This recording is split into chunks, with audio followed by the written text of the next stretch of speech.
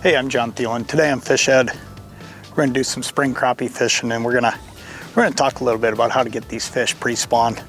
Because I'll tell you what, this is a gold mine. This isn't that first feed of the year. This isn't when they came in out of the deep water right when the ice went out. This is pre-spawned, and this is about finding piles of fish, being able to put together a nice bunch of fish for the dinner table, and getting them before the spawn, not having to go up and get them in that super shallow water. It's a fun tactic. I really enjoy spring crappie fishing. Stay right where you're at. Fish Ed's coming up.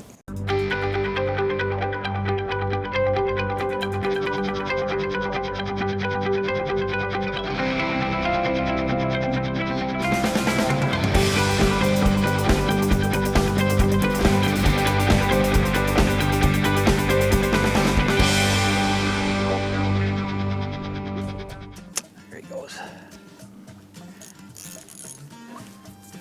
Got it. I can just get the tangle out of my rod here.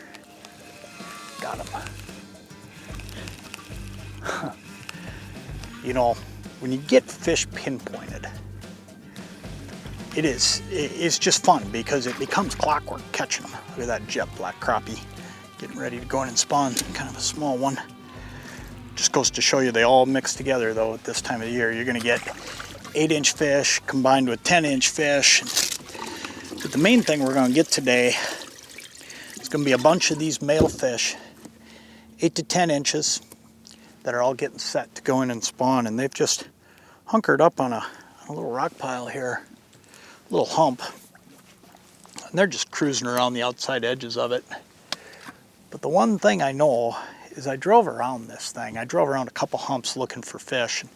I drove around this one and I grabbed fish out on the outside. And as soon as I went over the top of it, the second time I came back over it, those fish were all gone. And you know, a lot of times what happens is you just spook them right out of there. Oh, I missed that one. But you spook them right out of there. And if you go back over that top again or get too close to them, you got that trolling motor running, you blow them out of there again. And you just keep blowing them out, and eventually they just move on to another hump because there's no reason for them to have to stay on the one you might have found them on if they can find one where they're a little bit left alone. So what I'm doing today is I'm actually casting to them. Now that I know they're there, I just backed off, got set up out here in a little bit deeper water, and I'm just casting to this edge. And I'm getting them to bite one after another. And it's simply because I'm leaving them alone. I'm getting a long ways away from them. If I wasn't a long ways away from these fish, I'll tell you right now, I'm not gonna catch them. These crappies were too spooky that first time through. Every one of these fish is biting now as soon as that bait gets in there. And I mean, these are great 8 to 10 inch eaters, spring crappies getting ready to spawn, but they're skitterish. And sometimes you got to use a little bit of stealth, a little bit of extra tact to get these fish to stay put where you want them and be able to just sit and catch them. Get right back in there. One after another right there. There he goes. Man, they're stacked up on that edge. Holy smokes, is that cool. I'm gonna tell you how I'm doing this because there's a trick to it. And you know, number one, I guess, let's talk about the spot. This is an area I'm fishing right now where there is, ooh, this is a bigger one. This is a really good crop. This is what's cool about this time of the year is you'll get some of these mixed in with some of those smaller fish. Look at this one. That's a big fish. That's a 12-inch crappie right there. That's awesome. Look at how jet black he is, getting ready to go in there and spawn. Man, that's an awesome fish. But here's the thing. There's a variety of humps here. I'm gonna let that fish go. That's a great crappie right there. There's a whole variety of humps here though. And when you get set up on these humps, what happens is some humps will have fish on them, some won't. They won't all hold them. So number one thing you got to do is you got to do some looking. You got to trust those electronics. And what I usually try to do is I look around the outsides of these humps, and that's what I did. And I found some fish, and then I went over the top because I wanted to know how shallow this one got. And what I found out is there were fish right on top too, but they blew off when I drove over it. And then even the fish that were on the edges, they disappeared when I did the second time around.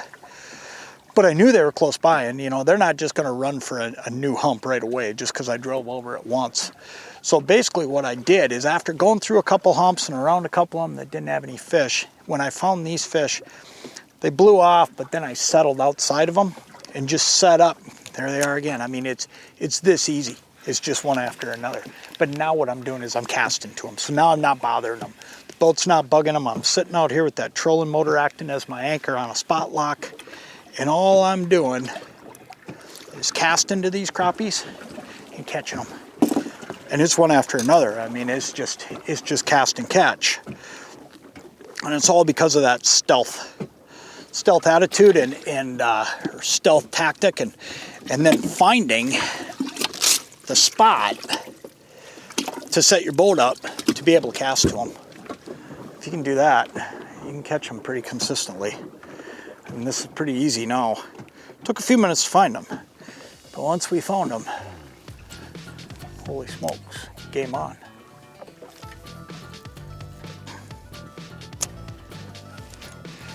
Got them. Man, that's cool when you get them pinpointed. And we got them. I mean, I know right where they're at. The whole key is just casting to them. Just can't bug them now. If you go in there and bug them, try to troll around there, these fish will blow out. But right now, if I just keep casting into them, there's just tons of them in there, and it's one after another. We get baited up, but I want to show you what I'm using here, because being able to cast to these fish is key, and I'm using a specific Thill float to be able to do that. I'm using a wobble bobber. What this Thill Wobble Bobber does is, number one, it doesn't have a stem, okay? It's got 2 brass grommets in each end, and it's an egg-shaped float. I'm going to show this to you here. It's an egg-shaped float, and it does 2 things. With that brass grommet in that end and that end, the line can really zip through it. But because it doesn't have a stem and the way the weight is balanced, you can cast this thing a long ways. And I'm just using the 16th ounce version. It's printed right on the side. It'll tell you that it's going to hold up a 16th ounce down below it. I'm using a 32nd ounce Lindy Little Nipper. I don't know if there's anything better. Bright color, dirty water, couple split shot. But this thing is allowing me to catch these fish. It's all about this float. If I try to cast up there without a float that will cover the distance in the air that I want it to, I'm never going to get to those fish, because every time I get close to them, they spook. But as long as I can be casting a float like this that just fires out there with that soft little swing, I'll tell you what, I can get to exactly where the fish are. And that's the whole key to all these fish we're catching, is staying away from them and yet being able to cast to them. As long as I can do that today, we're catching. I mean, it's that easy. There he goes. Just like that. Isn't that crazy? It is just clockwork.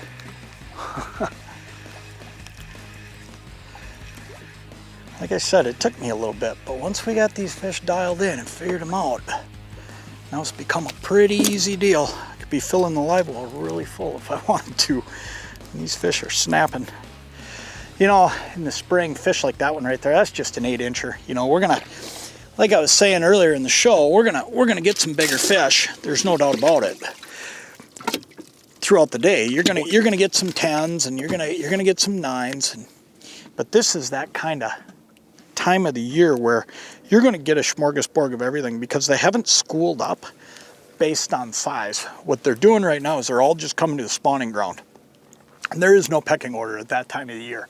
At that time of the year, they're not schooled up by size. They're all just coming to where they're going to do their business, and you'll get a whole mix of fish. And I guess that's one of the things that makes it so fun, though, is you're going to catch so many fish because every size of fish is in the neighborhood. I mean, you're going to get everything from 8-inch crappies that are going into spawn, those males, you know, up to 10-inchers, and then every now and then you're going to bump into a bigger fish, you know, and it's a pretty cool time of the year to be out crappie fishing.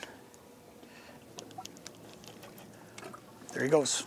You know, because of how that Wobble Bobber's designed, that egg shape design that it has, when I jiggle that thing around like that, it puts all that added extra action down there at that little nipper and that minnow.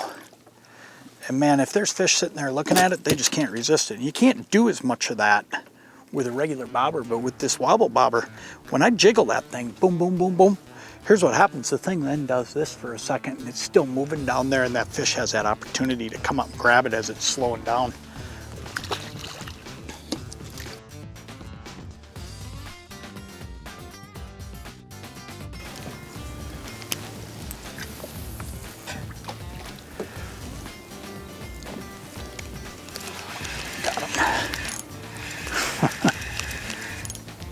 How many you want to catch today, right? Fun fishing. Fun fishing. Ooh, that's a good one. Look at that one.